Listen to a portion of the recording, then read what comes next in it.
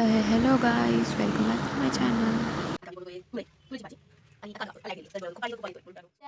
आज आम्ही बनवतो तुरीची भाजी बनवतो मित्रांनो. आणि थोड्या वेळात तो क्षण येईल ज्याची वाट तुम्ही बघताय. गुळाची नाही सॉरी शेंगदाणा गुळाची पोळी मेड बाय.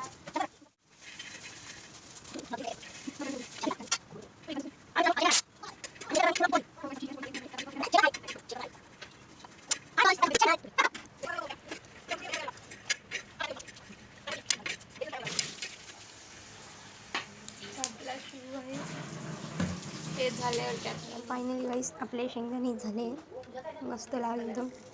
आता याला आपल्याला कुटायचं आहे. चांगला कुटून बिटून आपण करू. मग गोळ्यात आपण याला मिक्स करू.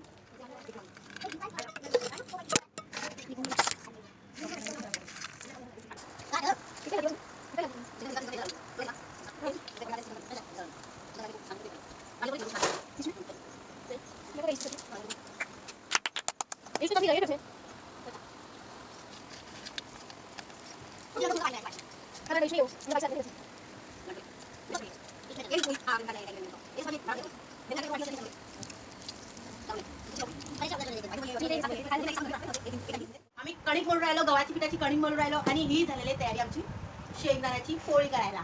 So guys stay continue.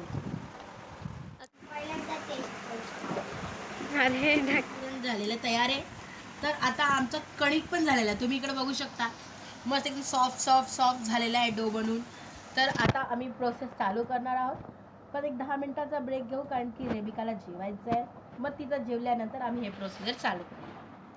मित्रांनो हे चालू केलं आहे. आता ह्याला असं करायचं.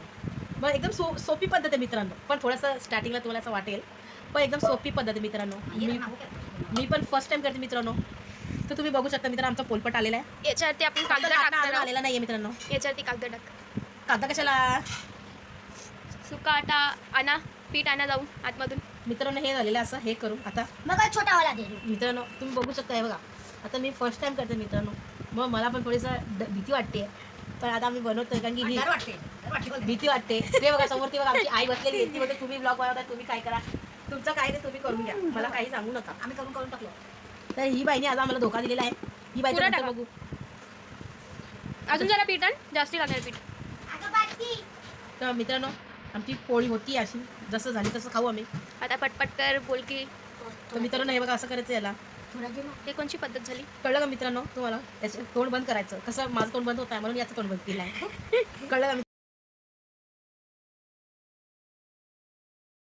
Goodbye, see you later.